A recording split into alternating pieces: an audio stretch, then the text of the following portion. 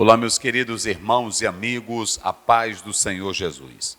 Mais uma vez estamos iniciando o nosso trabalho, a nossa EBD Online, para abençoar a sua vida, a sua família e aumentar mais a sua fé através da palavra de Deus.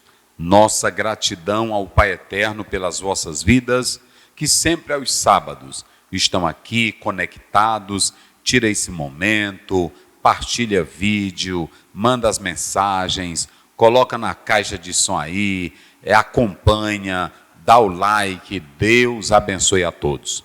Muito obrigado pelo carinho, pelo amor, e sempre queremos servir a Deus e a vocês com toda a dedicação, com todo o carinho. Peço aos irmãos que sempre roguem por nós em vossas orações, para que o Senhor nos dê graça, força, ânimo, para continuar fazendo a sua obra. Comigo, pastor Wagner, pastor Luiz, irmão Jimmy, professor César, diácono Maurício, o Gideone, que está aqui conosco também, louvando.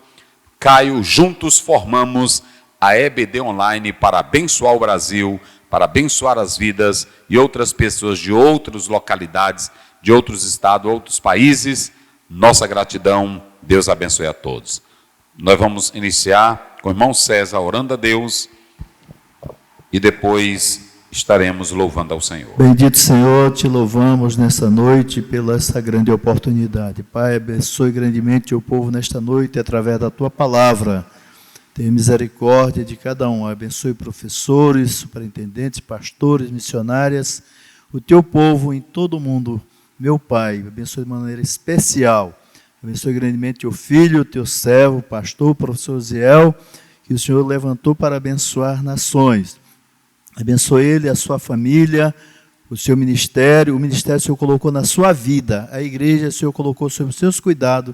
Faz prosperar grandemente e ser conosco hoje e para sempre, em nome de Jesus. Amém. Muito bem, queridos, nós temos aqui a lição que estaremos estudando hoje. Cadê aqui? Aqui, né? Muito bem. A lição de número 10. Quando os pais sepultam os seus filhos. Temos uma descrição do ponto 1, a família de Jó. Ponto 2, lidando com a morte dentro da família. Ponto 3, os cristãos e o luto. Aqui nós temos 3 palavras interessantes que colocamos. Temos aqui ao nosso lado apontamentos do livro, seguindo a estrutura, também da lição, a vida de Jó, data e panorama do livro. Colocamos ponto 3, conteúdo e valor do livro de Jó. E aqui nós temos o texto bíblico.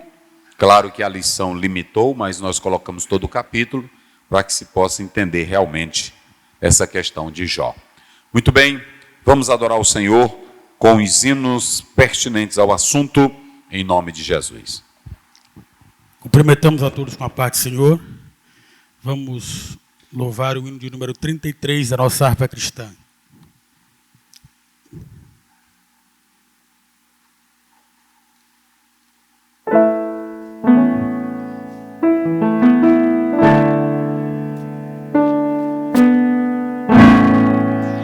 Com tua mão segura bem a minha, pois eu tão fraco sou, ó Salvador, que eu não me atrevo a dar nenhum só passo sem teu amparo, meu Jesus Senhor. Com tua mão segura bem a minha, e mais une a ti, Jesus. Ó, traze-me, que nunca me desvie de ti, Senhor. Ó, a minha vida e luz, com tua mão segura bem a minha.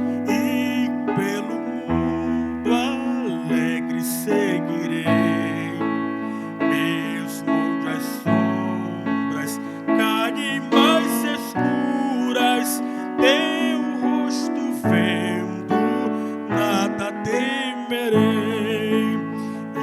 E se chegar à beira desse rio que tu por mim quiseste atravessar, com tua mão segura bem a minha, e sobre a morte eu hei de triunfar.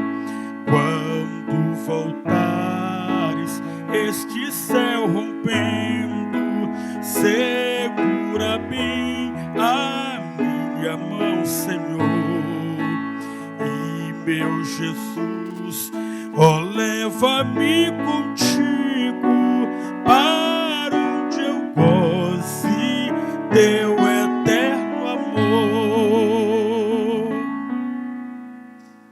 Aleluia. Hino de número 13.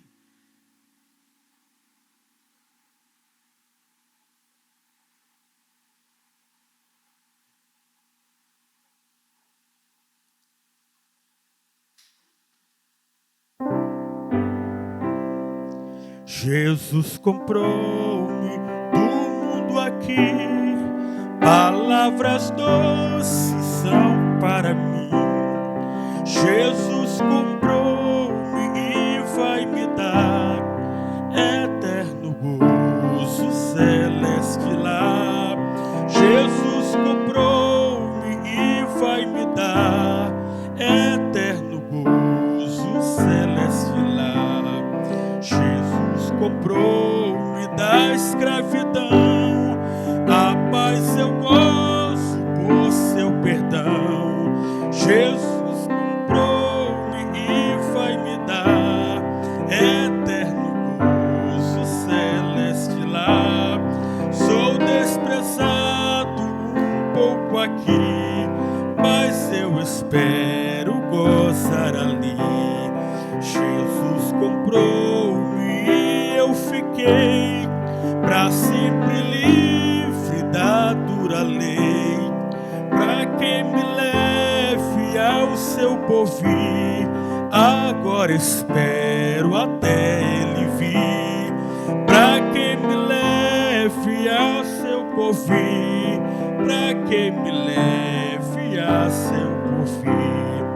Ó, vinde amigos e junto a nós, ouve depressa do céu a voz.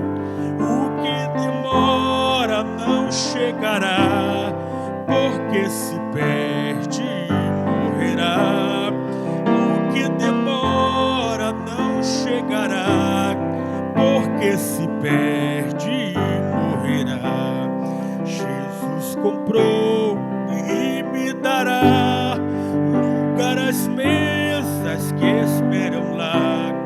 Ouve o convite, ó pecador, pois Jesus Cristo é o Salvador.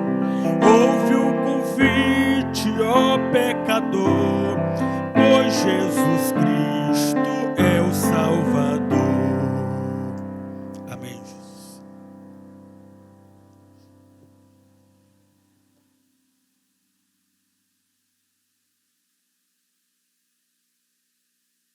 Muito bem, graças a Deus, 2 louvores maravilhosos que nós temos ouvido através do nosso querido irmão, e juntos agora estaremos analisando esta lição, primeiramente com o tema Quando os pais sepultam os seus filhos.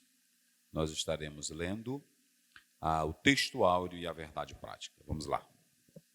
Tema, lição número 10, quando os pais sepultam seus filhos. Texto áureo, 2 Coríntios 4, versículo 8 e 9. Em tudo somos atribulados, mas não angustiados, perplexos, mas não desanimados, perseguidos, mas não desamparados, abatidos, mas não destruídos. A verdade prática, não devemos ser indiferentes à morte inesperada, mas também não podemos nos desesperar como quem não tem esperança.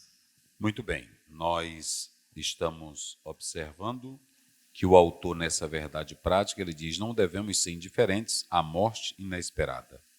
Mas também não podemos nos desesperar com quem não tem esperança. Daqui a pouco estaremos comentando sobre isso. Vamos lá? A nossa leitura bíblica, Jó 13, 16, não é isso? Vamos lá. Nós colocamos todo o capítulo para ficar melhor. São 21, não é isso? Jó. Vamos ler do primeiro, depois a gente vai seguindo aqui essa estrutura. Vamos lá. Jó capítulo 1, versículo 1. Havia um homem na terra de Uz, Sim. cujo nome era Jó, e este era homem sincero, reto e temente a Deus, que desviava-se do mal. Muito bem, pode ir até o 5. E nasceram-lhe 7 filhos e 3 filhas, e era o seu gado 7.000 ovelhas e 3.000 camelos, e 500 juntas de bois e 500 jumentas. Era também muitíssima a gente do seu serviço, de maneira que este homem era maior do que todos os do Oriente.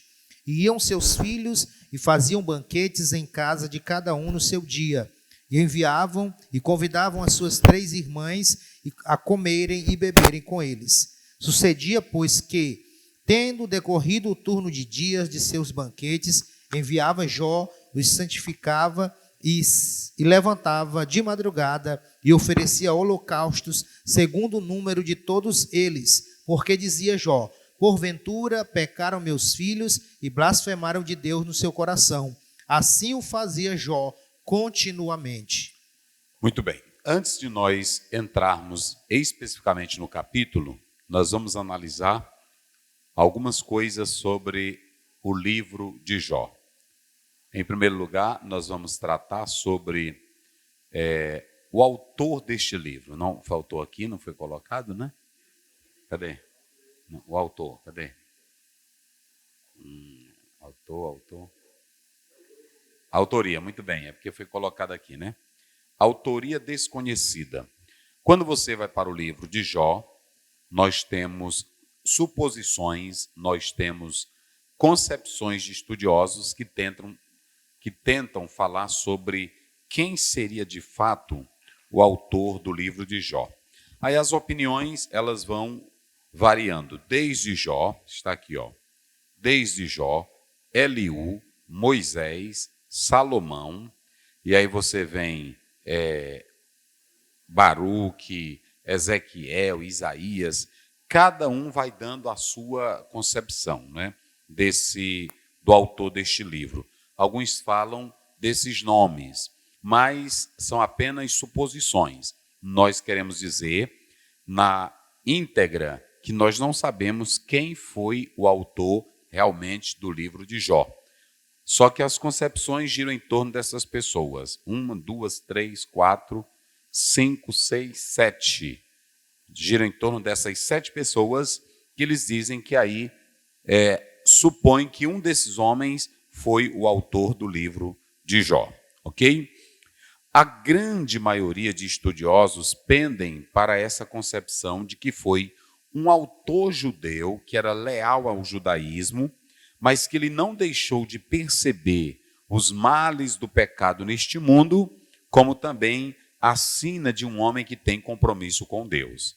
Então, é a segunda concepção acerca da autoria do livro de Jó, certo? Porque às vezes você vai estudar e aí tem essas questões, quem foi o autor, quem escreveu. Então nós estamos dando essa suposição. Até alguns chegam a dizer que o próprio Jó escreveu esse livro. Mas nós falamos também dessa teoria de que alguns apontam esse judeu leal. Outra coisa que é misteriosa também é a data do livro. Nós temos dentro do livro de Jó os relatos, citações de alguns lugares, mas nós não temos dentro do livro de Jó qualquer informação ligada aos eventos, citando uma data que esteja relacionada aos acontecimentos do livro de Jó. De modo que é impossível falar de uma data relacionada a esse livro, ok? Os que seguem a visão dessa interpretação do período patriarcal, quando nós analisamos isso aqui, nós temos 2100 a 1800 anos antes de Cristo, que é a data que eles supõem. Mas nós queremos dizer que essa data do livro de Jó, ela também, assim como o seu autor, é desconhecido. Ok?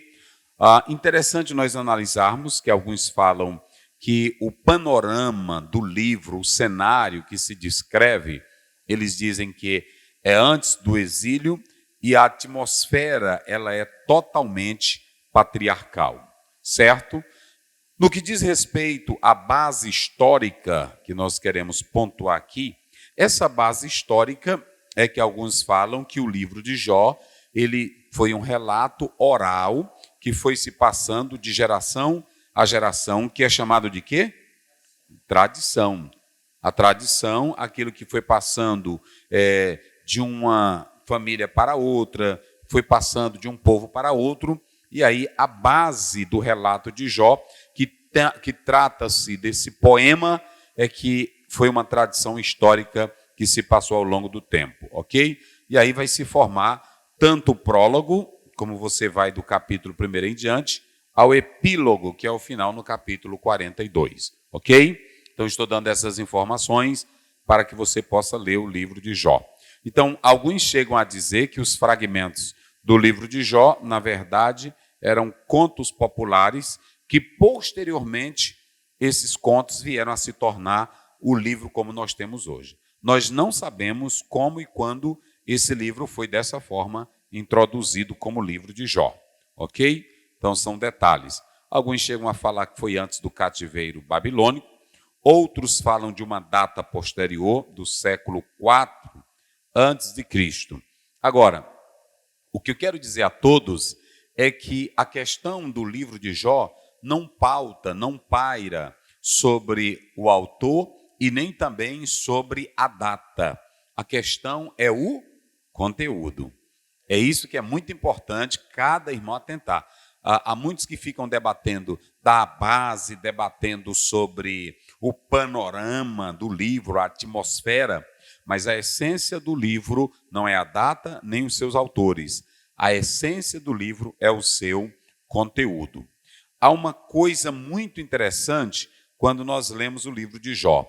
Há alguns críticos e aqueles que querem tratar o livro simplesmente como livro, querem desconectar, fazer uma separação do livro de Jó com os demais livros da Bíblia, mas isolá-lo. Só que quando nós começamos a ler Jó, Jó tem relação com muitos outros livros da Bíblia. Nós vamos só analisar aqui algumas citações. Vamos lá, só para a gente ter uma ideia. Vamos ver Jeremias 20, verso 14 e 18. Depois Jó 15, 35. Vamos lá. O capítulo 3 de Jó, o capítulo 3 de Jó tem ligação com Jeremias 20, 14 a 18. Vamos só começar um pouquinho do Jeremias 20 a 18. 20 e 18, né? Do 14, vai. Maldito o dia em que nasci, o dia em que minha mãe me deu a luz, Isso. não seja bendito. Pronto, então você vê que esse mesmo conteúdo tem ligação com o capítulo 3 de Jó, ok? Se você pegar Jó 15, 35, vai ter ligação com Isaías 19, verso 4. Veja aí Isaías 59, verso 4. 15, 35 de Jó. Isso, vai. Concebem o trabalho e produzem a iniquidade, e o seu ventre prepara enganos. Aí você vê que essa expressão tem ligação com Isaías 59, verso 4. Vamos lá. 59, 4. Ninguém há que clame pela justiça, nem ninguém que compareça em juízo pela verdade. Confiam na vaidade e andam falando mentiras, concebem o trabalho e produzem a iniquidade. Jó 30, verso 9, vai ter ligação com Salmo 8, 4. Vamos lá. 39, né? Jó 30, verso 9. Como é que diz? Mas agora sou a sua canção e lhe sirvo de provérbios. Isso. Agora vamos lá para Salmo 8, 4. Olha como é que diz. Só para ver essa ligação das expressões de Jó, como qualquer outro livro da Bíblia que tem ligação direta com ele. Vamos lá. 8, 4. Sim. Que é o homem mortal, para que lembres dele, Mesma e coisa. o filho do homem, para que, vendo? que o visites. Isso. Vamos lá para Jó 7,17 e 1 Coríntios 3,19. 7,17 de Jó. Isso. Que é o homem para que tanto o estimes e ponha sobre ele o teu coração. 1 Coríntios 3,19. Olha o que diz a Bíblia. Vamos lá, 1 Coríntios 3,19. Olha o que diz a Bíblia. Nessa passagem bíblica, o que diz? 3,19. Porque a sabedoria deste mundo é loucura diante de Deus, pois está escrito, ele apanha os sábios na sua própria O astúcia. que é o homem? Ele pergunta lá e agora Paulo está respondendo. E aí vamos ler só Tiago 5,11 para fechar essa parte aí. Vamos lá. Tiago 5, verso 11. Tiago 5,11. Como diz aí a palavra. Eis que temos por bem-aventurados que sofreram. Uhum. Ouvistes qual foi a paciência de Jó? E vistes o fim que o Senhor lhe deu? Porque o Senhor é muito misericordioso. E viste o fim que o Senhor lhe deu. O livro de Jó não é um livro ilusório, não é um livro sem base, é um livro que tem todo o conteúdo que segue na própria Bíblia. Lógico, eu estou mostrando aqui a correlação existente no livro de Jó. Então, você pode ler com segurança.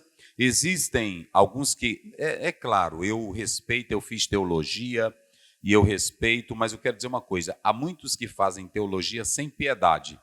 E a Bíblia diz em Provérbios 1,7, o temor ao é o princípio do quê? Não é a sabedoria que vem primeiro, não é a teologia que vem primeiro. Primeiro tem que vir o temor a Deus. Se você não tiver temor a Deus, os seus estudos serão balela, os seus estudos serão palha, os seus estudos serão fezes. Então, conhecimento que não glorifica a Deus não vale a pena.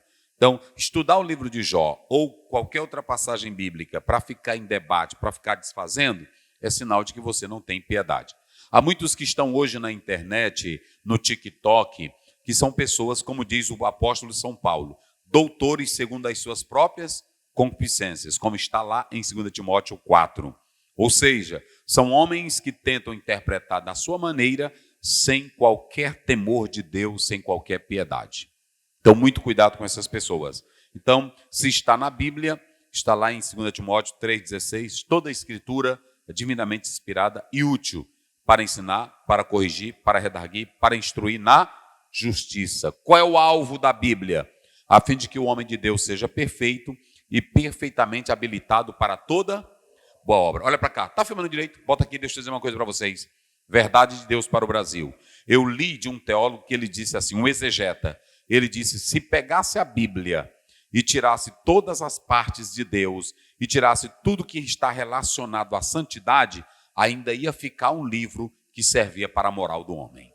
A Bíblia é maravilhosa. Quando você vê a pessoa querer negar a Bíblia, querer negar a palavra, observe o nível dessa pessoa. Observe o caráter dessa pessoa. Observe as intenções dessa pessoa. Não é isso? Então é muito importante a gente atentar para essas questões. Ainda falando do livro de Jó, nós temos que ver o valor e o conteúdo.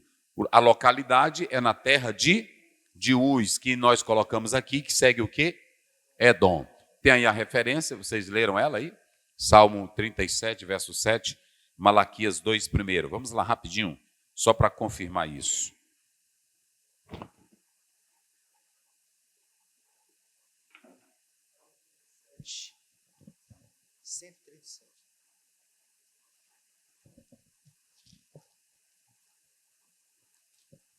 Salmo 137, 7.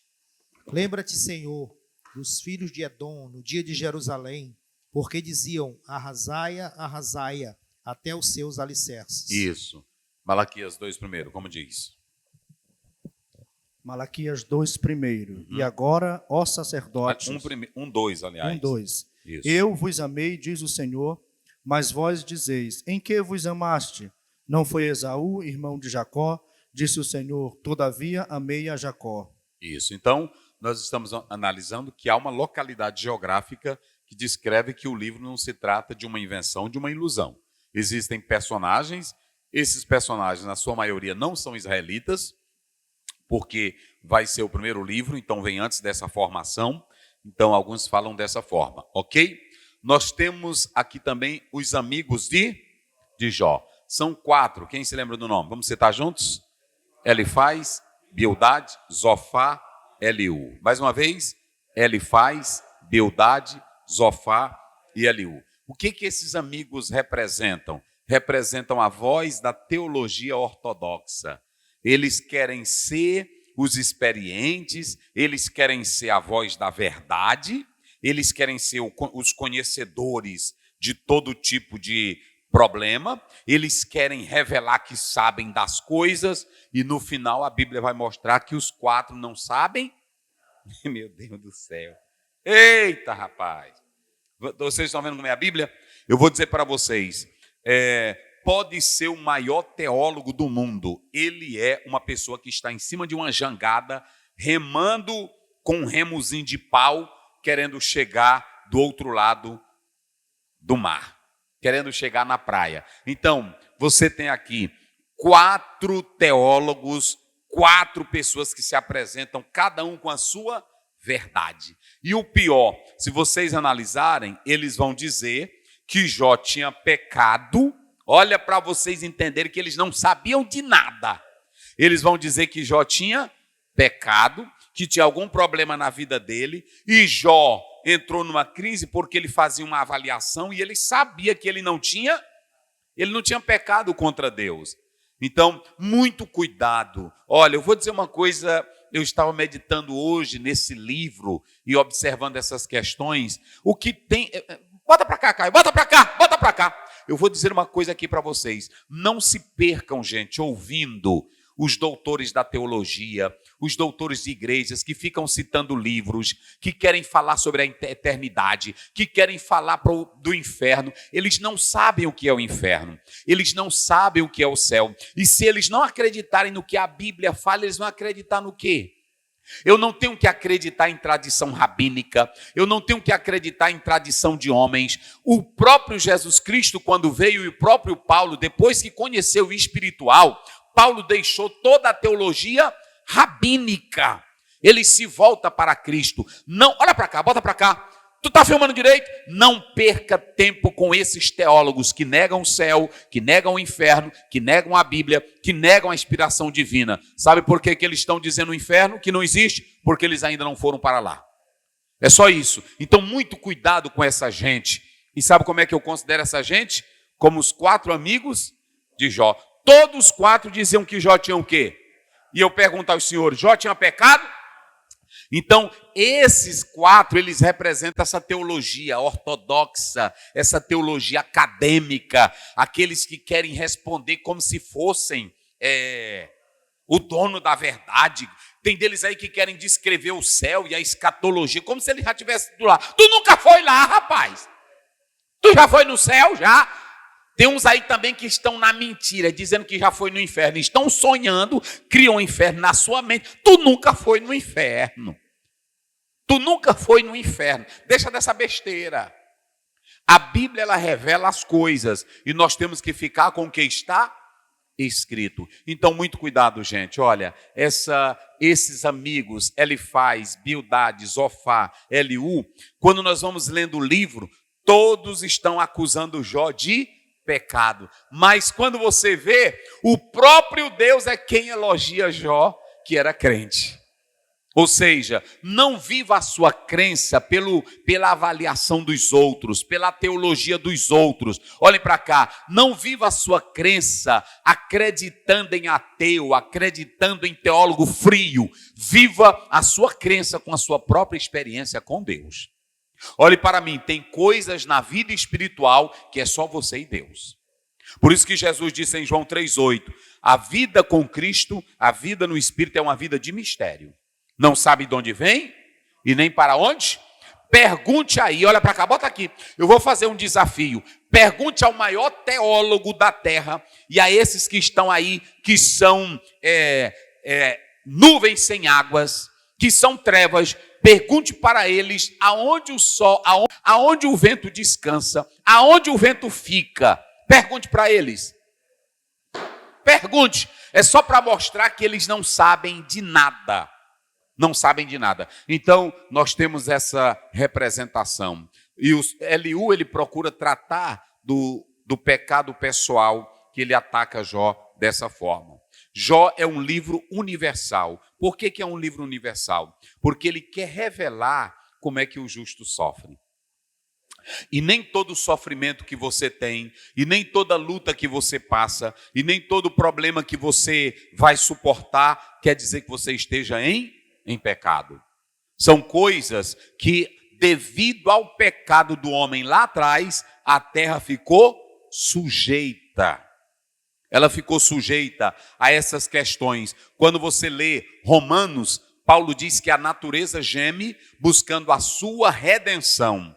Interessante que quando nós falamos da morte de Cristo, ela tem um efeito cósmico, porque é tanto um efeito para a redenção do homem, como também para a redenção da natureza. Porque a natureza, devido à queda do homem, ela ficou sujeita ao pecado. Como o pecado atingiu a natureza, mudou toda a questão ambiental, a questão da poluição. Antigamente não tinha poluição, não tinha células maléficas, mas quando o pecado veio, entrou tudo isso. Inclusive, Romanos 5,12, a Bíblia diz que por causa do pecado, a morte passou a todos os homens. Então, pastor Zéu, por que tem doença? Por que tem câncer? Por que tem enfermidade? Tudo consequência do pecado. E aí o pecado traz a morte.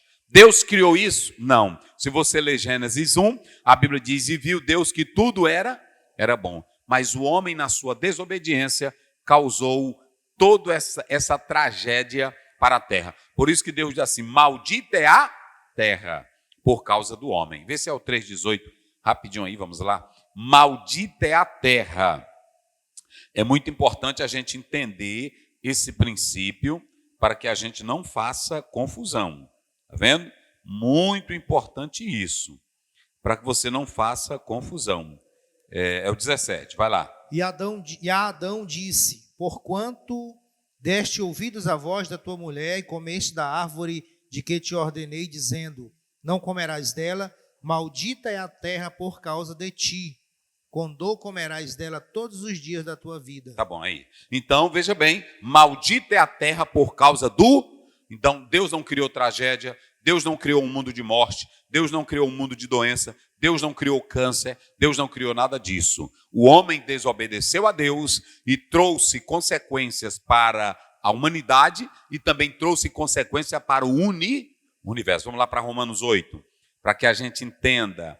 8, olha o que Paulo diz aí, que a natureza tem 3 gemidos, mas eu vou falar só desse gemido aí, que o apóstolo São Paulo fala no capítulo 8.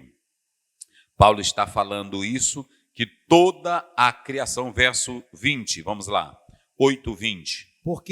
Porque a criação ficou sujeita à vaidade, não por sua vontade, mas por causa do que a sujeitou. Estão vendo aí?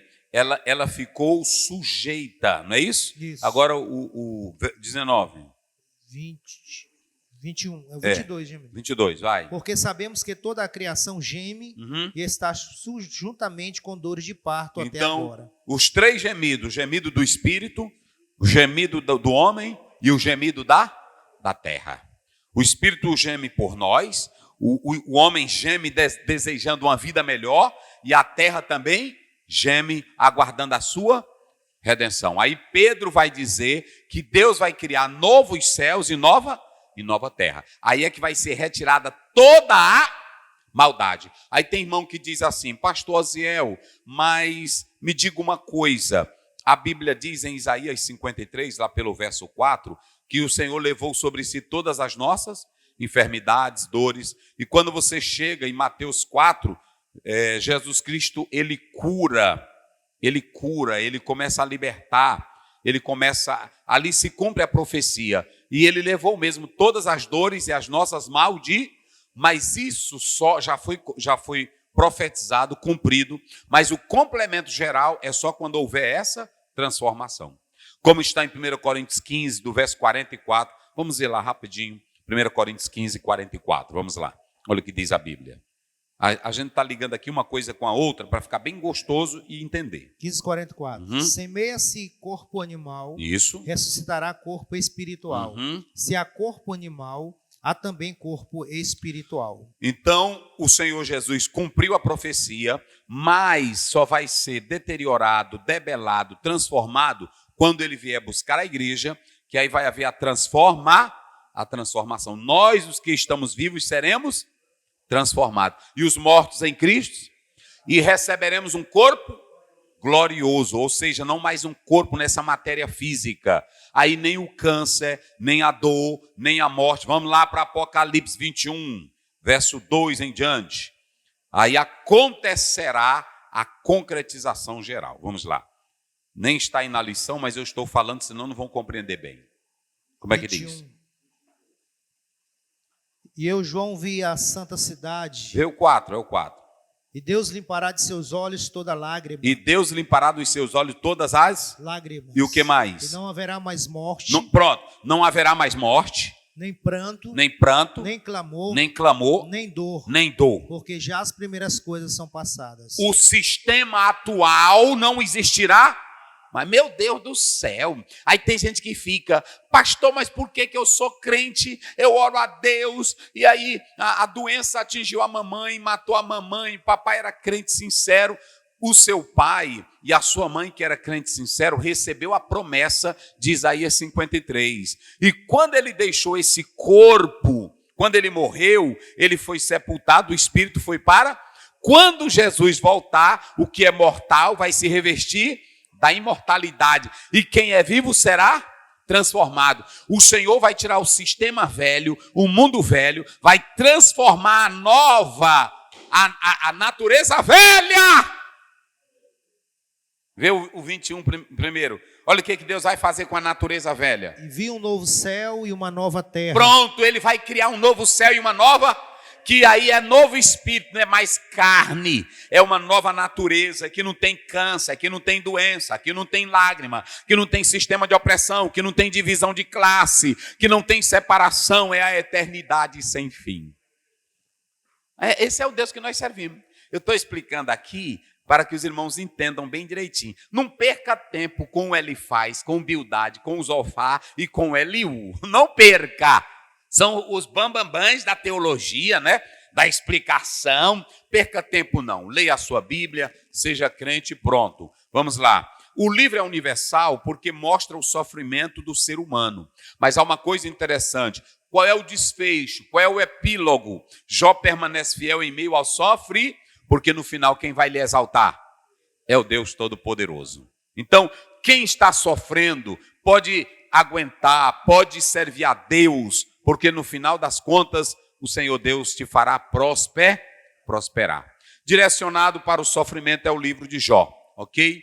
Você vê um homem que está no sofrimento, mas quando você olha para o livro de Jó, você vê a falta de compreensão do homem.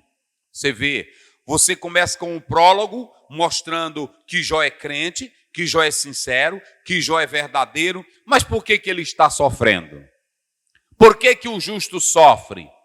Veja que em meio a tudo isso, Jó vai ter uma forma de lidar com essa situação que nós vamos falar. Então, o que nós podemos entender? O apóstolo São Paulo, lá em 1 Coríntios 13, vamos para lá, eu não botei aí a referência, é o finalzinho do 1 Coríntios 13, Paulo diz, agora, é o verso 12, olha aí, vai lá, 12. Porque agora vemos por espelho em enigma, mas então veremos face a face. Agora conheço em parte, mas então conhecerei como também sou conhecido. Paulo diz que até esse momento nós estamos vendo tudo como que um. Então pronto, quando você olha para o livro de Jó, era assim que ele via. Esses amigos dele não sabiam de nada, dizendo que ele tinha pecado. Você pode observar, às vezes chega um crente na sua casa, você é um homem de Deus, é uma mulher de Deus, aí está na prova, está sofrendo o irmão, deu uma analisada, talvez é pecado. Olha para mim, se você é crente sincero e sabe como está a sua comunhão com Deus, não se deixe levar por esses pensamentos. Irmã, é porque você, irmão, não tem ninguém para conhecer a nossa vida, senão a nós mesmos. E o Espírito Santo que habita em nós. Então, o livro de Jó, ele mostra isso. Sabe qual é a melhor coisa? Jó, ele ficou em silêncio. Não há coisa melhor para nós do que ficarmos em silêncio. Por que, pastor Aziel? Porque quando eu fico em silêncio, eu não entro em desespero, eu não vou blasfemar de Deus, eu vou me aquietar e eu vou saber que Deus está no controle de tudo e que Ele vai levar as coisas para o fim que Ele deseja. Romanos 8, 29, todas as coisas cooperam para o bem daqueles que amam. Então, se você sabe que Deus é soberano, que Ele está no controle e que Ele trabalha, se silencie, se cale. Salmo 46, 10. Aquietai-vos. E sabei que eu sou? Ei, olha para cá. Você crê que Deus está no controle? Você crê que Deus assume o controle? Você crê que Ele é soberano? Você crê que tudo Ele trabalha para o nosso bem? Então se aquiete. Não fique falando, não fique reclamando, não fique desesperado, não fique perdendo o equilíbrio. É melhor ficar em silêncio. É melhor ficar em silêncio. Quando a gente vai para 2 Reis 4, foi isso que aquela mulher fez. Vai bem sua família? Vai bem. Vai bem seu marido? Vai bem. Como está o menino? Vai bem. Então pronto. Ela só falou para quem ela deveria falar. Não fique batendo boca. Cadê Deus? Por que eu estou sofrendo assim? Não vá para a igreja desafiar Deus. Te aquieta que tu não vale nada.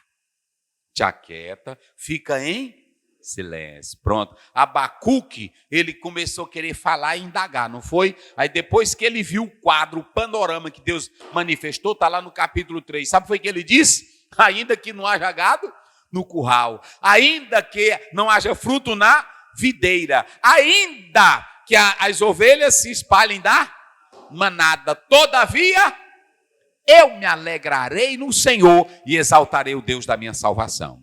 Então te aquieta. Irmão, o problema nosso é que a gente fica pregando que Deus é poderoso, que Deus está no controle, que Deus assume tudo, marcha! E na hora que um negocinho cai na tua vida, aí tu dispara. Esse aqui não. Eita, rapaz. Jó é um exemplo para nós. Ele tinha humildade sem... Jó não entrou em desespero. A dor, a doença, a ferida, o caco, a miséria, o desprezo, mau hálito, a pele, os ossos, tudo se acabando. Eita, rapaz. Eita, glória a Deus. No livro de Jó, você vai ver um Deus que satisfaz a necessidade de... A teologia dos amigos satisfizeram Jó? As explicações dele valeram a pena? Irmão, olha para cá. Se Deus não estiver dentro de ti, ninguém vai te satisfazer. Eu posso te dar a melhor explicação da teologia. É ou não é? É por isso que Jesus disse para Nicodemo: Nicodemo, aqui tu tem que nascer. Porque é o seguinte, tentar explicar mistério para quem não é nascido de novo é perca de tempo. Então meu conselho é, não perca tempo com quem não entende das coisas misteriosas de Deus. Então Deus ele vai satisfazer a necessidade de Jó. O que os homens podem oferecer? Os homens só oferecem desespero. Quando os 4 vieram, eles só trouxeram para o que para Jó? Só trouxeram ilusão, só trouxeram desespero, só trouxeram mais dor e mais angústia. É por isso que eu vou dizer, às vezes tu vai conversar, tu tá com um problema, aí tu vai conversar com alguém, tu sai de lá pior. Não é assim? Porque a pessoa cria mais tanta coisa que tu fica, meu Deus. Então, quando tu tiver uma doença, não sai contando para todo mundo, não. Quando tu tiver um problema, vá na pessoa certa. Porque vão criar para ti o que mais? Desespero. E o que Deus oferece? Submissão, fé e Aí você vai ver no livro de Jó a impotência da palavra Os 4, me diga o que foi que eles tiveram de potência para revelar. Eles sabiam do que Jó estava passando? Eles sabiam que era um teste de Deus? Eles sabiam do que estava acontecendo no céu? Eles sabiam quem é que estava enviando tudo para Jó? Então, pronto, irmãos, bote na sua mente que o homem, ele é impotente em tudo. Coloque isso na sua mente hoje. Olha, o homem só sabe do que é daqui. O homem sabe da física porque ele estuda. O homem sabe da ciência porque ele estuda. O homem sabe da doença aqui enquanto lhe é revelado. Mas o homem ele é é impotente, que até hoje a gripe ninguém curou ela. Não é assim? Isso mostra a fragilidade do homem. Então, quando aparecer um bobão aí, querendo desfazer de Deus, não creia, porque ele não sabe nem aonde é que ele está naquele momento. Ele não sabe que se ele se levantar da cadeira, ele vai morrer naquele momento. Ele não sabe. Só quem sabe é o Senhor. Ok? Então, a palavra de Deus, pronto. Deus trouxe tudo para Jó, porque ele é a luz eterna. Aí você tem o Deus da Teófã, quando Deus se revela para Jó. E ainda tem mais, Deus não explicou nada do que Jó perguntou. Entendeu? Deus não se explica, bota para cá. Deus não se explica. Não tem um hino? Como é? Sabe ele, irmão? Ninguém explica Deus. É porque ninguém explica Deus e nem Deus se explica. Onde é que você vê Deus se explicando para o homem? Deus se mostrando, olha, rapaz, eu fiz isso por causa disso. Não tem. Quando ele vai falar com Jó, usando 3 capítulos, não é isso? Ele só diz, onde é que tu estava, Jó? Quando eu criei. Onde era que tu estava? Quando eu lancei os fundamentos da terra. Ele não fica, Jó, eu fiz isso contigo porque o inimigo veio aqui e falou comigo. Deus não se explica. Então pronto, se tu quiser ele, amém. Olha para cá, bota para cá. Ei, ateu, tu pode falar mal de Deus, tu pode dizer que Deus não presta, tu pode dizer que ele não existe, tu pode criticar, Deus também não está nem aí para ti. E outra coisa, o que sustenta a nossa fé em Deus é a nossa própria experiência com ele. O que tem de crente aí, que tem experiência com Deus, que Deus já falou com ele, eu mesmo tenho isso. É isso que nos firma na nossa fé. E além disso, o mais importante é o quê? É a palavra de Deus. Eita glória! Jó anuncia, pastor Osiel, que negócio é esse? Jó 19, 25, não é isso? Eu sei que é o meu Redentor. Pronto, assim como ele falou desse Redentor vivo, é o nosso Cristo vivo. Então eu expliquei tudo aqui sobre o livro de Jó, nessa parte introdutória. Agora nós vamos lá para o que o pastor Wagner leu. A primeira coisa que você vai analisar é que nós vamos estudar aqui nessa oportunidade, e eu vou ser breve, porque eu gastei muito tempo aqui. Você tem um Jó num ambiente pecaminoso, do verso 1 a 5, não é assim? Você tem um Jó num ambiente pecaminoso. Mas quem é esse Jó? Olha para cá! Quem é esse Jó? Quem é esse Jó? Quem é esse Jó? Vai lá, vamos lá, rapidinho. Havia um homem na terra de Uz, Sim. cujo nome era Jó. Jó está aqui. Essa palavra Jó, aqui ó, está aqui no hebraico, como é que diz? Iov. Iov quer dizer o quê? Quem se lembra? Se vocês analisarem, essa palavra, ela aplica até o sentido de dor, não é isso? Parece assim uma questão, mas é para isso que o próprio texto ele fala. Vai lá, prossegue. Cujo nome era Jó. E Sim. este era homem sincero, reto e temente a Deus, e desviava-se do mal. Então, quando você olha, isso aqui está ligado a odiado, né? Odiado. Esse é o sentido, não é isso? Odiado. Parece que será se ele era odiado por Deus? Não, senhores. Será se ele tinha alguma imperfeição para Deus falar? Não, eu vou já falar isso aqui. Não tinha nada disso aí. Jó não era odiado. Como é que o texto começa? Ele começa, cadê aqui? Ele começa aqui. Ele começa falando do caráter de Jó. Jó era o quê? Sincero. O que mais? Reto. O que mais? Íntegro. E o que mais? Equilibrado. Ele tinha o quê? Maturidade. Veja bem que eu estou falando de um homem que, na verdade, ele tinha um caráter bem formado, íntegro, sincero, reto, equilibrado, e ele tinha maturidade. Ele tinha reverência para com Deus. Isso é muito importante, porque aqui você vê o nível de vida que ele tinha. Tem irmão que diz que tem fé, mas é um desequilibrado velho. Tem irmã que diz que ela tem fé, mas ela é o quê? Uma desequilibrada.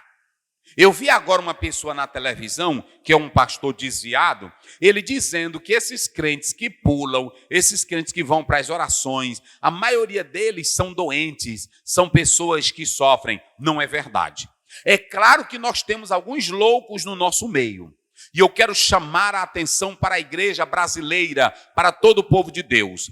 O verdadeiro cristão, ele tem que ter uma vida equilibrada como a vida de Jó. Ele não tem que ter só poder, loucura. Ele tem que ter vida de fé, ele tem que ter vida de comunhão com Deus, mas ele tem que ter maturidade, reverência. Esse é o nível de uma verdadeira fé. Mas a outra coisa é que ele era um homem o quê? Ele tinha uma vida de espiritualidade profunda. E como é que você sabe, pastor Aziel, que ele tinha uma vida de espiritualidade profunda? John Bunyan, quando estava perto do rio da morte, ele disse assim: eu já estou sentindo que o fundo é perto e o fundo é melhor. Sabe quando é que um crente espiritual, você sabe que ele é espiritual de verdade? É que quando ele sabe que quanto mais prova ele tem, mais perto de Deus ele fica. Salmo 23, ainda que eu andasse pelo vale da sombra, eu não temerei. Porque o quê? Eita, ele sente a presença de Deus. Eita glória. Então, ele tinha uma espiritualidade profunda. Só que há uma coisa interessante. Ele não queria essa espiritualidade só para ele. Ele queria também para quem? Vamos lá, lê o verso 5 aí. Eita glória. Sucedia, pois, que tendo decorrido o turno de dias de seus banquetes, enviava Jó e os santificava. Isso. E se levantava de madrugada e oferecia holocaustos segundo o número de todos eles. Porque dizia Jó: porventura pecaram meus filhos e blasfemaram de Deus no seu coração. Assim o fazia Jó continuamente. A Bíblia não está dizendo que os filhos de Jó tinham pecado. Podia ser, era uma suposição de Jó, que nos sacrifícios, na comunhão, eles estivessem numa conversa ou falassem qualquer coisa que contrariasse, ok? Não pense que a Bíblia está dizendo que eles viviam uma vida de pecado. Ok? E aí, como é que você vê a espiritualidade de Jó? Você vê a espiritualidade dele porque ele tem espiritualidade, que ele quer também que a família seja atingida. Tem pai que só ele é crente. Tem mãe que só ela é crente. Ou seja, a espiritualidade não atinge os filhos. A tua crença, ela tem que ser impactante. A tua crença, ela tem que ser marcante. Pai e mãe. Porque a Bíblia diz lá em Mateus 5, 14 a 16, vós sois o sal e a luz tem que impactar. Se a sua crença não está impactando nada, então, misericórdia.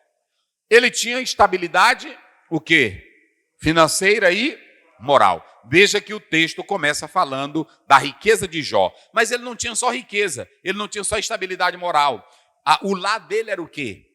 Era feliz. Quantos filhos ele tinha?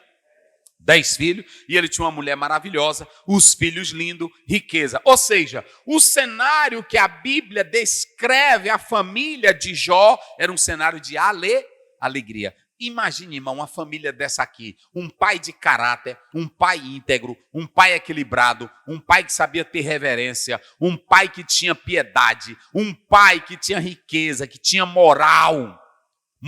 Esse Jó aqui tinha tanta moral que ele não andava atrás de rabinho de saia, ele não andava atrás de outras mulheres. Cabra sincero. Vamos ver bem aí, 31. É porque, pastor, é porque o senhor fala, mas não sou eu não.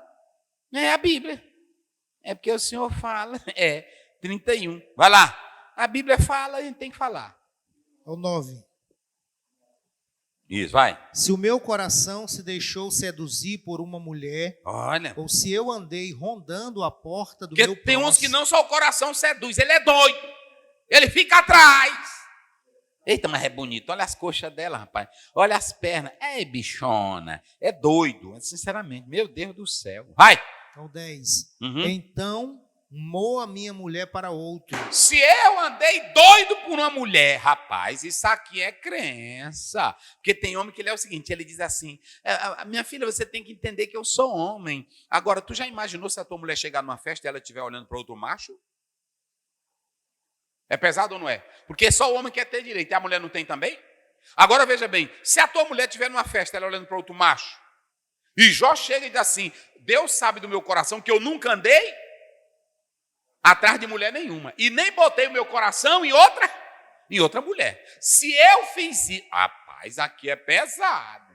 Se eu fiz isso, Deus que conhece o coração, bota outro macho agora. Bota outro macho. Ei, tu tá filmando direito, tá? Olha pra cá. Será que tu tá pertinho da tua esposa?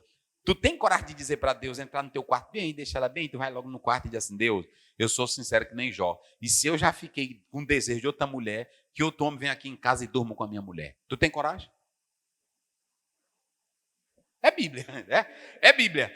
Agora, por que Jó não fez isso? Vê o 31 primeiro, vamos lá. Olha o que diz 31 primeiro. Como é que diz? Fiz concerto com os meus Eu olhos. fiz aliança com os meus olhos. Como, pois, os fixaria numa virgem?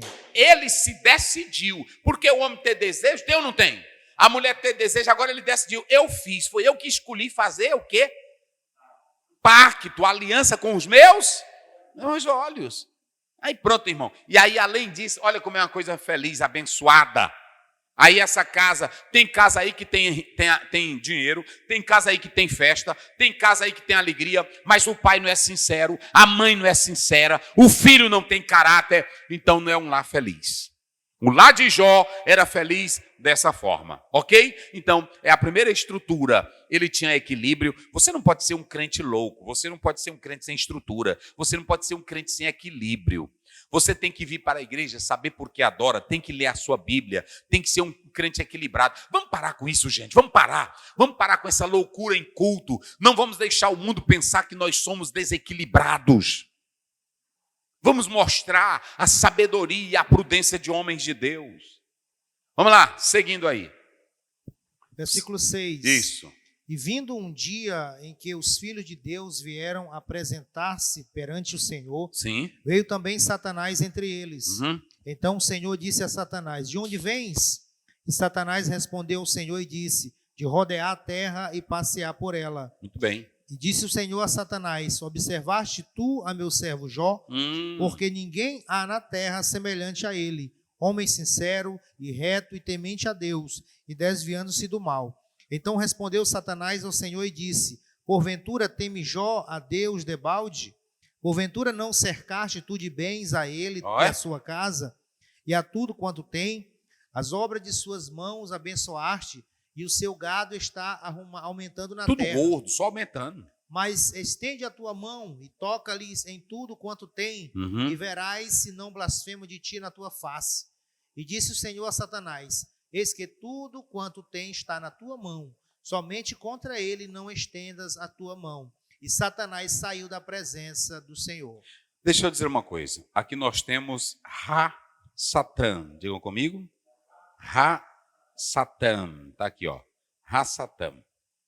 Algumas pessoas dizem que os judeus, eles não têm a ideia do diabo, né? Eles dizem isso. Eles têm a ideia de um adversário. Porque na teologia judaica, no pensamento judaico, tanto o bem como o mal vem de quem? Vem de Deus. Vem de Deus. Então eles dizem que Deus não criou um Satanás. Eu não discordo. Deus não criou Satanás mesmo. Deus criou um anjo de luz. E é bom entender também que a construção do Velho Testamento em progressão. Há muitas ideias no Velho Testamento que não estão desenvolvidas, que só irão ser compreendidas aonde? No Novo Testamento. Então, você vê que o Velho Testamento fala de inferno, o Velho Testamento fala de demônios e o Velho Testamento fala de Satanás. Ainda que vocês possam entender o seguinte, não, mas os judeus têm a ideia aqui, ó, está precedido do artigo, né, Ra-Satã, então eles dizem que aqui está dizendo o adversário. O adversário. Agora, vocês sabem muito bem que os olhos espirituais dos judeus estavam fechados para as coisas profundas. Que isso só se vai revelar perfeitamente aonde? No Novo Testamento. Aí você vai ver. Tem alguns estudiosos frios e críticos dizendo que quando Jesus falava de diabo, Mateus 4, ele estava falando simplesmente de adversário. Não, senhores. O Senhor Jesus Cristo várias vezes expulsou demônios para mostrar que era o próprio poder de quem? De Satanás, que estavam atuando naquelas pessoas. Um exemplo é Marcos 5. Ele pergunta, qual é o teu nome? Legião, para mostrar a força que o diabo tem. Agora, a pergunta é, o diabo está numa luta com Deus? É aqui que a ortodoxia sobre o ensino do diabo erra. O diabo não está em luta com Porque o anjo foi criado por quem? Ele se tornou um rebelde contra Deus. Então, esse ser aqui, ele tem poder contra Deus? Não. A luta do diabo é com quem? É contra nós. Para mostrar que o diabo não tem poder, como foi que Jesus venceu o diabo? Com a palavra, ele venceu o diabo como o quê? Como homem. Está lá em Mateus 4, ele venceu como homem. Agora, o homem em si, ele não é páreo para o diabo. É por isso que ele tem que se fortalecer em quem? No Senhor Deus. Essa é a ideia. Então, o diabo não está em luta com Deus, porque o diabo não é nada para... Quando Jesus fez o sacrifício, ele pagou para o diabo ou para Deus? Para Deus, não tinha nada a ver com o diabo. Agora, alguém vai dizer assim, sim, pastor Zéu, mas no livro de Jó, você observa que o diabo está sujeito a quem? Esse Satã está sujeito a quem? Claro, gente! Claro, porque o diabo... Agora eu vou falar uma coisa que muitos... Talvez, e eu já falei uma vez aqui, mas eu vou repetir. O diabo, ele se tornou nesta terra um instrumento de quem? De Deus. Ele se tornou um instrumento de Deus. E por quê? Muitas pessoas, vocês vão analisar o seguinte, quando você vai para o Apocalipse, o próprio diabo vai ser um instrumento de Deus para punir a Israel, porque vai vir a grande tribulação para entrar naquela batalha. Então, aqui no livro de Jó, quando a Bíblia diz, e os filhos de Deus foram, e o diabo também, aí tem um autor que diz assim, perante Deus, o diabo é um acusador dos irmãos, e perante os homens, o diabo é um adversário dos irmãos. Entenderam? Então, é isso que nós temos que analisar sobre Satanás. Agora, que ele existe, existe. Deus fez o diabo? Não. Deus fez diabo? Deus fez um demônio? Não. A Bíblia diz que os anjos caídos, os que seguiram a Satanás, se tornaram anjos do mal, como também o próprio anjo de luz, ele passou a ser o quê? O que nós chamamos de Satã. Ok? É isso que nós devemos entender aqui no livro de Jó. Certo? Então, ele vai se reunir e ele chega para Deus e diz assim, olha, Jó só é crente, só tem piedade, só tem fé, porque tu abençoaste. O bezerro dele é gordo, o cachorrinho dele é gordo, a casa dele é beleza, os meninos é tudo bonito. Quem é que não é crente desse jeito? Ele é interesseiro. Aí o Deus dos céus olha assim, diabo, tu já viu? Irmão, isso aqui é lindo. Rapaz, eu já pensei, eu fiquei lá em casa meditando. Meu Deus, já pensou? Se Deus dissesse isso de mim, tu tem visto o meu servo? Veio o Salmo 149, verso 4. Já pensou? Se Deus chegasse e dissesse, tu tem visto o meu servo, Luiz? Rapaz, será que Deus pode dizer isso de tu, irmão? 149, né? 4. Porque o Senhor se agrada do seu povo. Como é que diz? O Senhor se agrada do seu povo. Sim. Ele adornará os mansos com a salvação. Agora, que tipo de povo Deus se agrada? É que nesse Jó. Olha o que ele diz para o diabo. Ele é reto, ele é sincero, ele é íntegro, ele é equilibrado, ele tem maturidade, ele tem reverência, ele é espiritual. Jó é crente, não é porque eu dou as coisas para ele, não, Satanás. Eita, coisa boa. Tá aqui, ó. Primeiro, há esse concílio celestial, não é assim? Aí vem o diabo, e aí eu já falei aqui sobre a doutrina ortodoxa de Satanás, eu acabei de explicar. E quem é o Satanás de Jó, no versículo 6? É esse adversário que eu estou falando aqui, ok? O papel de Satanás, acusar os homens perante Deus e também servir como instrumento de Deus para punir quem? Os homens, ok? Então veja aqui, nessa passagem bíblica, essa estrutura. E você tem aqui o louvor que Deus dá a Jó. Está aqui, ó, o louvor. Deus elogiou. Ei, você que está me ouvindo nessa hora, pense você agora mesmo. Olha para cá, chama aqui. Será se você pode dizer agora, Deus pode dizer isso de mim? Será se tu pode olhar para o teu filho agora, para a tua esposa e dizer assim, Deus pode dizer isso de mim? Será se Deus pode? Será se Deus pode falar isso de ti? Vamos analisar o seguinte, se vocês observarem bem, Jó, ele vai deixar bem claro em que se estabilizava a piedade dele. Ou seja, qual era a raiz da crença de Jó? Dinheiro, prosperidade, poder, fama, riqueza? Nada! Nada! A raiz dele era outra.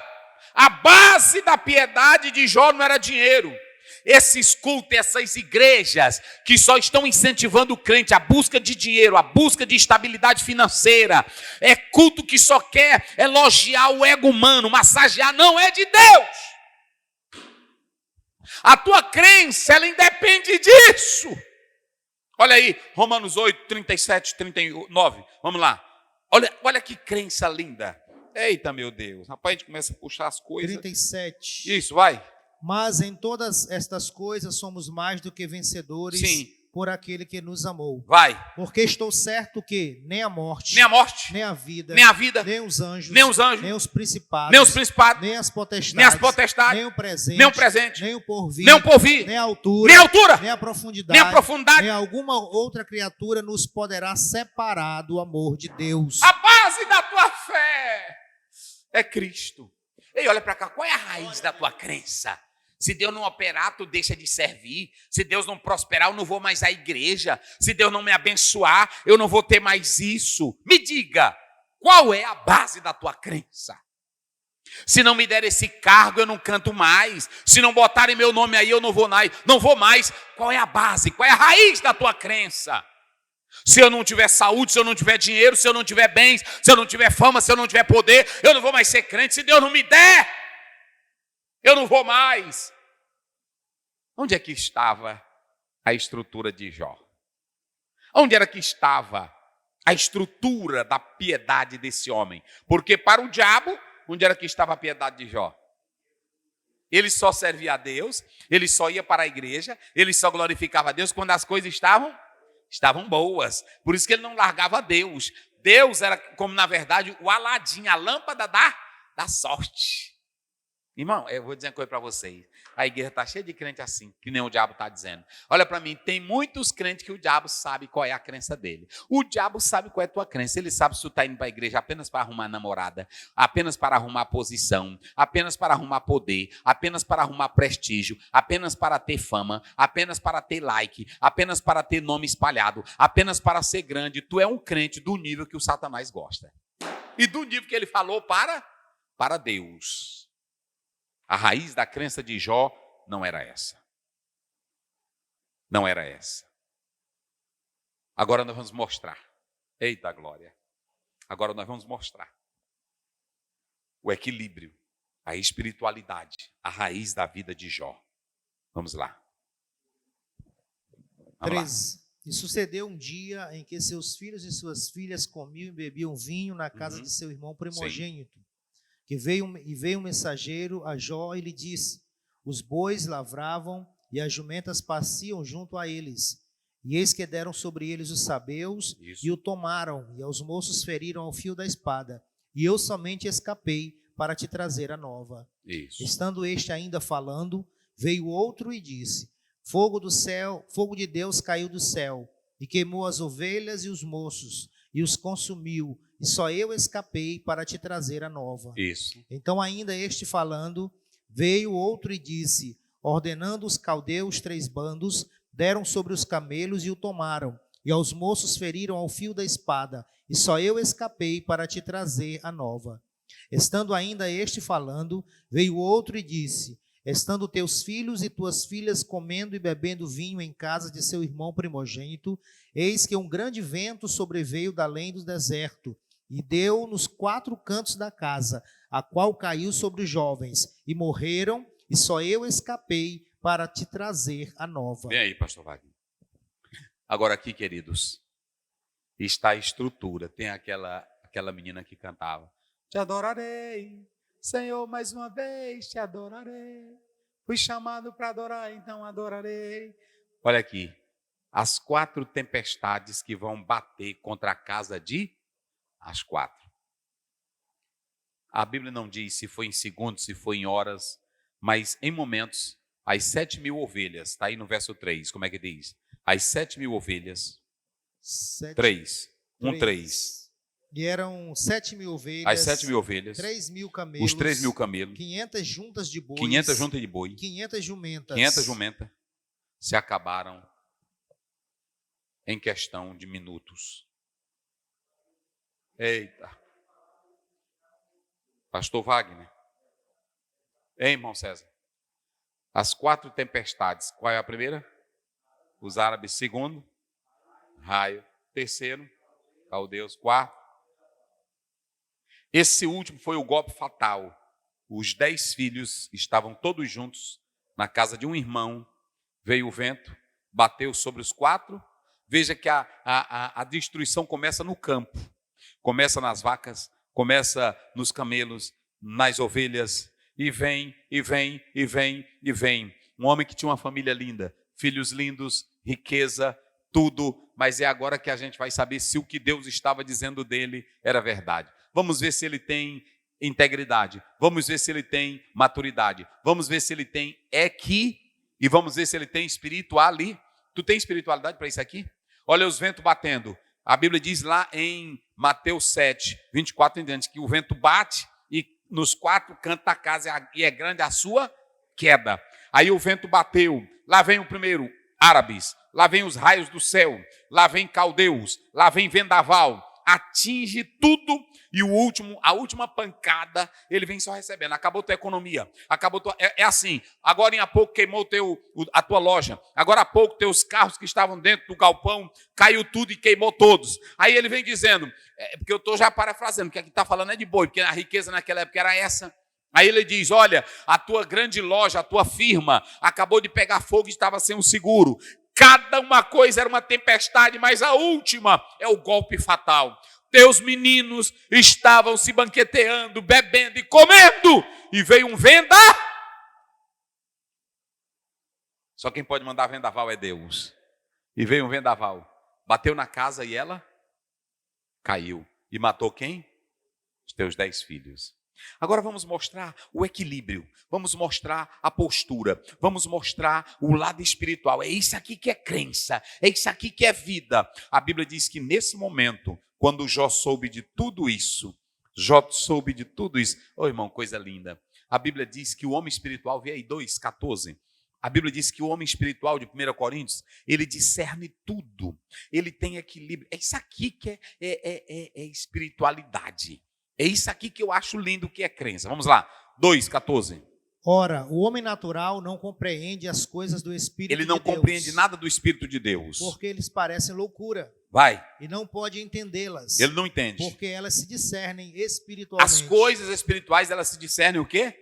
Espiritualmente. Olha, mas quem é espiritual discerne? Olha a espiritualidade desse homem. Bateu tudo. Vamos analisar. Eu pergunto aqui aos senhores, para vocês participarem. A dor bateu nele? Vamos lá bem forte. A dor bateu nele? Sim. A dor atingiu o coração dele? Sim. Mudou o semblante dele? Tirou a alegria dele? Trouxe aflição para ele? Trouxe angústia para ele? Trouxe luta para ele? Mas como foi que esse homem reagiu a essas 4 tempestades? 21. Eita, glória a Deus. E disse: nu saí do ventre da minha mãe. E Vê pelo 20, começa do 20, vai. Então Jó se levantou. Olha equilíbrio. Rapaz, eita, tem irmão que só porque o cachorro morre, ele diz, cadê Deus? Onde está Deus? Não é assim? Aí tem uns que só porque a mulher morre, ele começa, Deus, cadê tu? Aí esse aqui morreu os 10 meninos, e não foi só os meninos que morreram, porque aí quando morre um menino, você diz assim, eu tenho como seguir a vida, porque eu tenho meus bens, mas acabou tudo, foi uma coisa atrás da outra, pam, pam, pam, pam, pam, pam, pam, até chegar na família, acabou tudo. Agora veja o nível de espiritualidade, o nível de equilíbrio. Antes de tu ler bem aí, vamos lá para Gálatas 5, 22. Vamos mostrar o que é. Às vezes tem irmão que é bom para estar no reteté, que no reteté não é de Deus não, é do diabo. Aí ele é bom para estar nessa folia, nessa zoada, esse desequilíbrio, velho. Irmão, tem muitos que fazem isso, ele não roda nem bem. Sabiam desse? É. Mas Mas o fruto do Espírito É é o quê? amor, Amor. gozo, Vai. paz, Lá vai. Paz, longanimidade, longanimidade, benignidade, benignidade, bondade, bondade, fé, fé, mansidão, mansidão. temperança. Ele vai mostrar tudo isso aí agora. No meio da desgraça, no meio da tempestade, ele tem paz.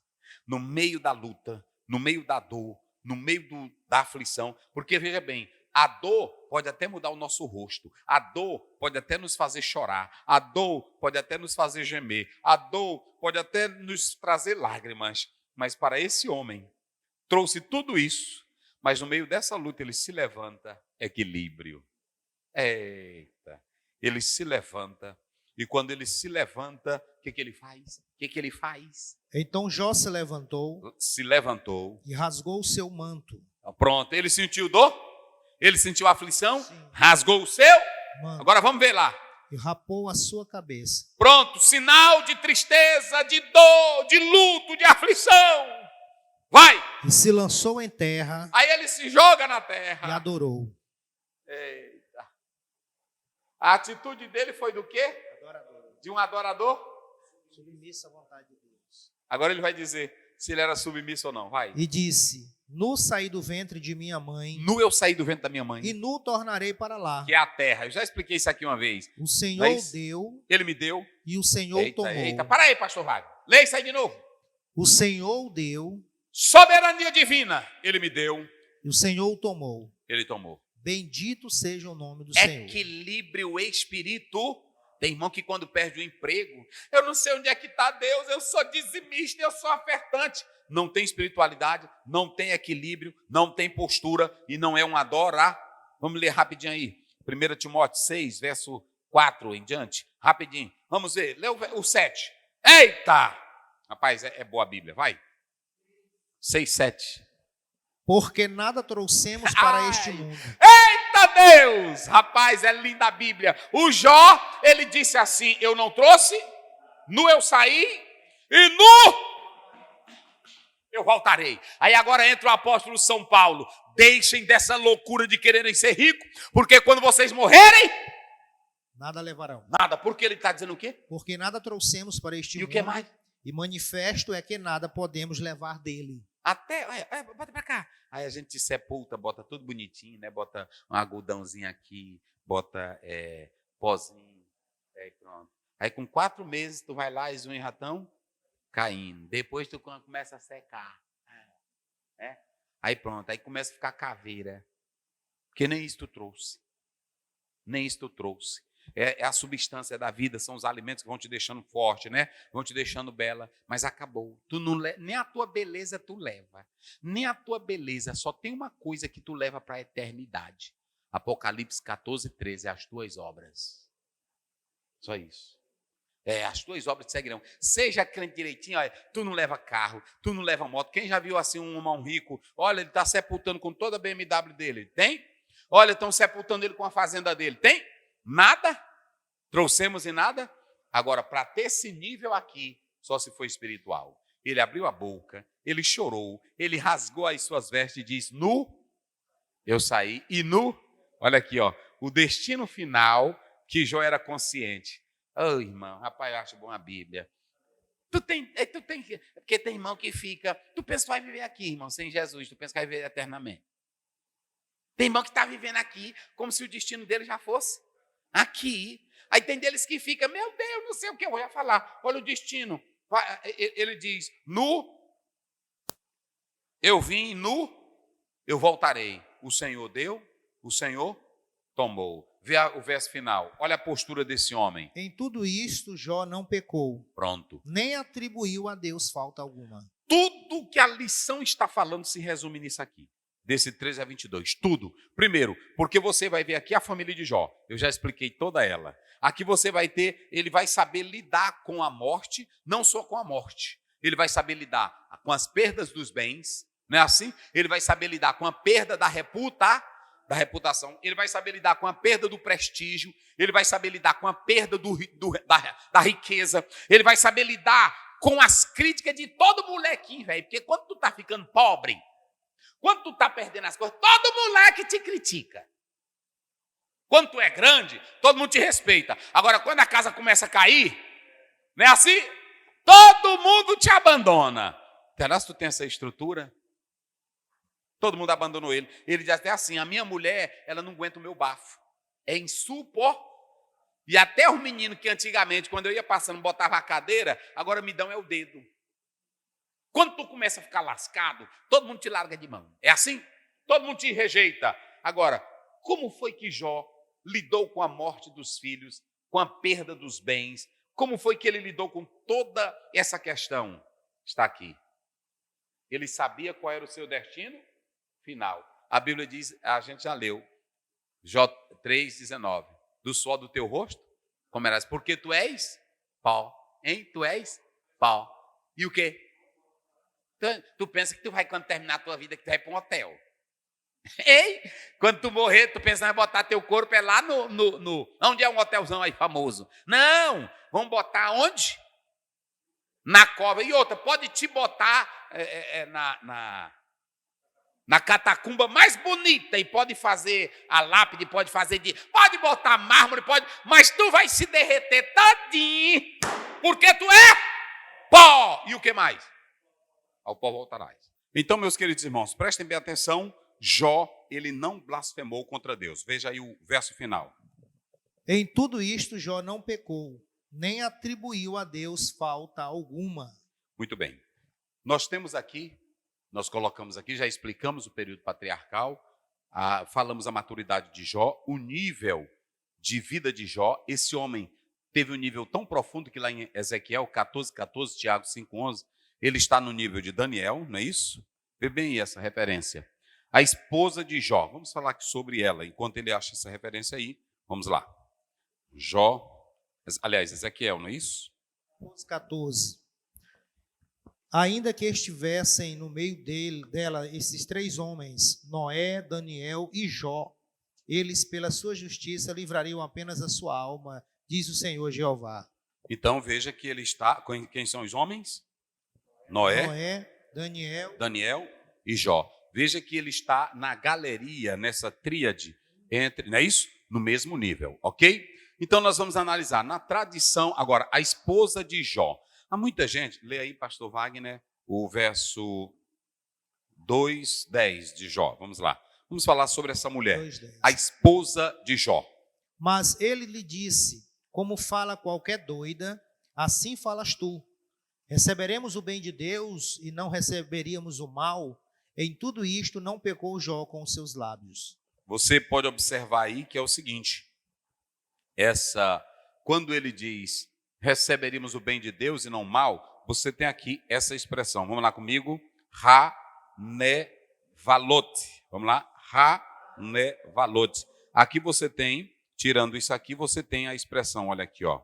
A expressão Nabal. Está vendo aqui?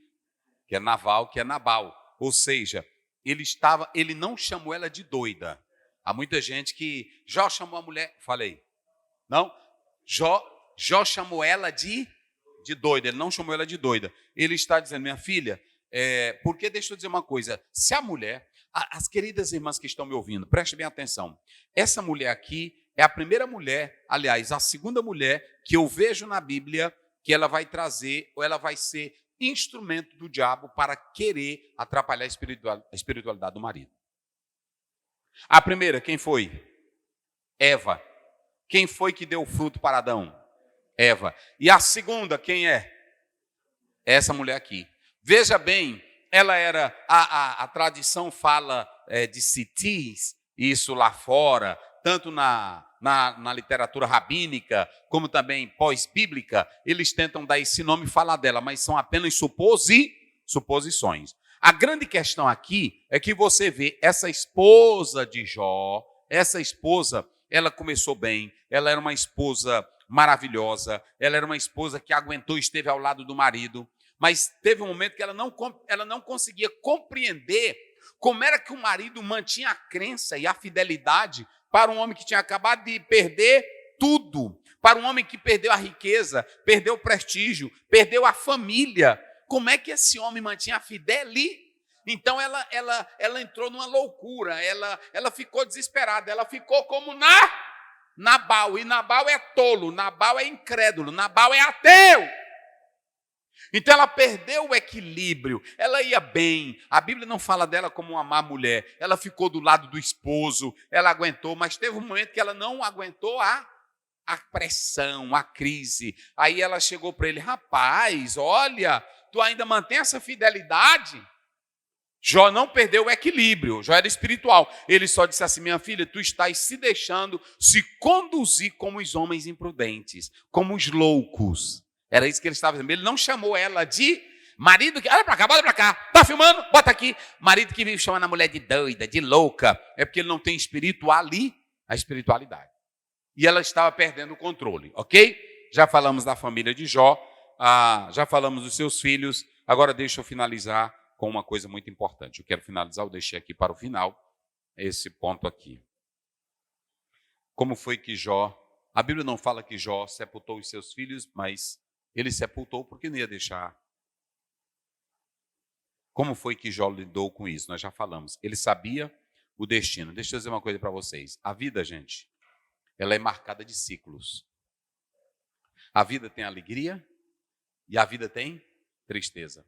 A vida tem juventude, a vida tem a vida adulta, mas a vida tem a velhice. A vida tem a vida, mas a vida também tem a morte. E tem muita gente que passa a criticar a Deus porque ele não sabe esse processo da vida. Inclusive muitos crentes. Sabe qual é a diferença entre um crente e aquele que não é crente? Porque nós temos que entender que até o luto para o crente ele é importante. Até o luto para o crente é importante. Nós temos 2 episódios, Gênesis 25, vamos lá, só para vocês terem uma ideia. Nós temos 2 episódios sobre luto na Bíblia. Gênesis, capítulo 25, verso 8 e 9. Depois Deuteronômio 3, 34, 7 e 8. E Abraão expirou e morreu em boa velhice. Abraão morreu em boa? Velhice. Vamos lá. Velho e farto de dias. Isso. E foi congregado ao seu povo. Uhum. E sepultaram Isaque e Ismael, seus filhos, na cova de Macpela, Sim. no campo de Efron, filho de Zoar, Eteu, que estava em frente de Mari. Pode ir. O campo que Abraão comprara aos filhos de Et. Aí é o ali, versículo qual? É o 10. Isso. Então veja bem, você pode observar aqui que Abraão viveu quantos anos? 175 anos. E ele morreu. Então ele teve um luto. Os filhos sepultaram. Deuteronômio 34, verso 7 e 8. Vamos lá. Era Moisés da idade de 120 anos quando morreu. Os seus olhos nunca se escureceram, nem perdeu ele o seu vigor. E os filhos de Israel prantearam a Moisés durante 30 dias. Quantos dias eles fizeram de luto? 30 dias. 30 dias, vamos lá. Nas campinas de Moabe, e os dias do pranto, do luto de Moisés se cumpriram. Pronto. Então você pode observar que essa questão de se fazer o luto já era bíblico, certo? Então, a pessoa não pode dizer que quando um crente morre, ele não pode chorar, não pode lamentar, tem que chorar, tem que chorar. Agora tem que chorar na perspectiva de agradecendo a Deus pela vida, porque Jó sabia qual era o destino da sua vida, não sabia? Ele era consciente que todo mundo ia ter que voltar ao pó. Ele era consciente que ele não trouxera nada para esta vida. Vamos ver Eclesiastes 7:2. Qual é o propósito de um luto? Qual é o propósito? Vamos lá. Eclesiastes 7:2. Melhor ir à casa onde há luto do que ir à casa onde há banquete, porque ali se vê o fim de todos os homens. Melhor é ir à casa onde há luto do que na casa onde há banquete. Então, vejam bem, por quê? Porque às vezes nós estamos vivendo a vida ganhando dinheiro, maltratando os outros, sendo racista, querendo ser poderoso, mas aí Salomão está dizendo, não deixe de ir ao velório, porque é ali no velório que você vai saber que você não é nada. É ali que você vai saber o fim de todo mortal. Não importa se é branco, se é rico, se é negro, o fim de todo ser humano é a morte. E aí o corpo fede do jeito que fede o corpo do negro, fede o corpo do branco. Porque não há isso, é o destino de todo ser mortal. Então, para que orgulho, para que jactância, para que você se arrogar disso? Então, preste muita atenção nessa questão. Então, é importante que você entenda, vamos lá, pastor Wagner, Eclesiastes, ainda nesse mesmo texto, 3, 1-4, vai lá. Veja que o próprio Deus nunca enganou ninguém. Peraí, Deus nunca enganou ninguém. Ele sempre mostrou qual era o ciclo da vida. Vai lá. Tudo tem o seu tempo determinado. Isso, vai. E há tempo para todo propósito debaixo do céu. Sim. Há tempo de nascer e tempo de morrer. Isso. Tempo de Para aí, tempo de quê? nascer E tempo de quê? de morrer. O grande problema é que eu não sei o tempo que eu vou. Aí quando morre alguém, você diz, meu Deus, para que tu tirou? Se ele te botou, ele também tem o direito de tirar. Tudo tem o seu. Tempo de morrer Tempo de nascer. e tempo de nascer. Vai. Tempo de plantar Olha aí. e tempo de arrancar o que Isso. se plantou. Vai. Tempo de matar e tempo de curar. Tempo Isso. de derribar e tempo de edificar. Sim. Tempo de chorar e tempo de rir. Tempo de prantear e tempo de saltar. Tempo de espalhar pedras e tempo de ajuntar pedras. Tempo de abraçar e tempo de afastar-se de abraçar. Isso. Tempo de buscar e tempo de perder. Tempo de guardar e tempo de deitar fora. Meu Deus. Tempo de rasgar e tempo de coser. Tempo de estar calado e tempo de falar. Olha aí. Tempo de amar e tempo de aborrecer. Tempo de guerra e tempo de paz. Deus estava lá na eternidade, ele já estabeleceu tudo o que vai acontecer. Então pronto, se nós entendêssemos isso aqui, nós não iríamos culpar Deus, não iria chamar ele de injusto, não iria chamar nada, porque tudo ele estabeleceu no seu tempo. Aí, pastor, mas o que é o mais importante? Qual é o que eu devo entender, pastor Zéu? Agora, veja bem, a lição está dizendo como é que o cristão vai enfrentar essa situação do luto. Eu vou dar alguns versículos rapidinho. Vamos lá para 2 Coríntios 6, 4. Depois a gente vai ler também o Salmo 90, verso 10. Vamos lá. E o Salmo 119, 76. Vamos lá. E eu encerro com isso. Isso. 6, 14. 14. Não vos prendais. 1 Coríntios. 6, 14. Vamos. Ora, Deus também ressuscitou o Senhor, nos ressuscitará a Isso. nós pelo seu poder. Então veja bem, quando morre um crente, ele tem que se consolar. Paulo diz em 1 Tessalonicenses 4, ele diz do versículo 13 até o 18, ele diz, eu não quero que vocês vivam como quem não tem esperança. O luto pode vir, a dor pode vir, o pranto pode vir, mas o cristão sabe que tem uma vida eterna garantida. Então o cristão ele tem uma forma de encarar a realidade com Deus de outra maneira. Qual é a outra referência? Vamos lá. 90, 12?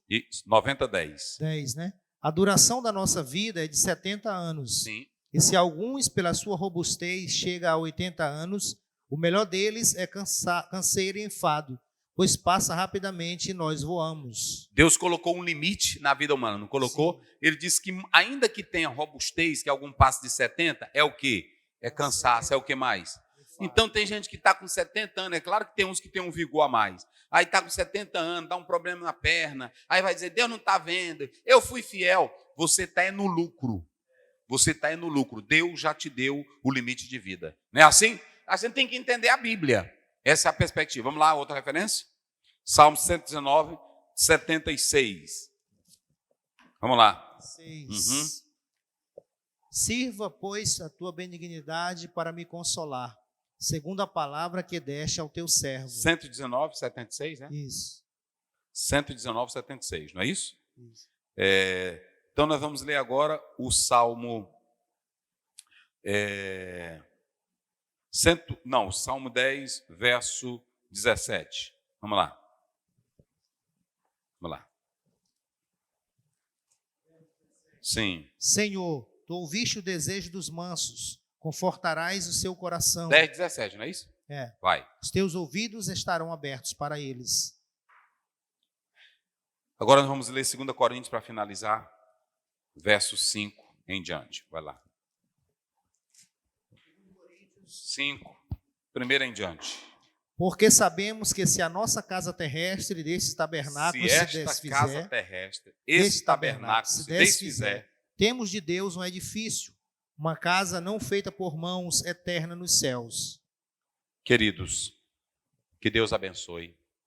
Eu fiz questão de deixar esse último ponto aí, porque muitos perderam pais, mães. Eu estava essa semana conversando com a irmã que o marido dela perdeu praticamente no mesmo tempo, perdeu um irmão, depois perdeu a irmã. Teve pessoas aí que na pandemia perdeu toda a família, não é assim? Só que é o seguinte, Deus está no controle. Ele deu, ele também tomou. Só que quando o crente morre nesta terra, seu espírito vai para onde? Para Deus. E brevemente, todos nós estaremos juntos, adorando e glorificando ao Senhor. Deus abençoe a todos, em nome de Jesus. Pastor Luiz encerra e o pastor Wagner impetra as bênçãos apostólicas. Soberano Deus, eterno e maravilhoso Pai, nós te rendemos graça nesta noite, Senhor. Agradecemos a Ti pela Tua poderosa palavra, meu Deus, que ela venha nos instruir, que ela venha, meu Deus amado, nos guiar, meu Deus, até a Tua presença, a pastos verdejantes, as águas tranquilas. Meu Deus amado, que nós sejamos fortalecidos pela consciência de quem Tu és, pela consciência da Tua soberania, pela consciência, meu Deus, que Tu estás no controle e não permite que nada além da Tua vontade nos atinja. Senhor amado, ajude-nos a compreender que estamos debaixo de um projeto grandioso, que é a Tua soberania e a Tua vontade. Meu Deus, faça-nos descansarmos o coração e entendermos os Teus mistérios para a vida de cada um. Que nesta noite o Senhor possa entrar com providência de cura, providência de restauração, de libertação, mas sobretudo, meu Deus, conforto pela Tua palavra, consolação pelo Teu Santo Espírito e a certeza de que o Senhor controla todas as coisas. Pelo poder bendito do nome de Jesus, nós te oramos e com fé te agradecemos. Amém. A graça de nosso Senhor Jesus Cristo, o amor de Deus, o nosso Pai, a doce comunhão do Espírito Santo, seja com todo o povo de Deus, agora e sempre. Amém.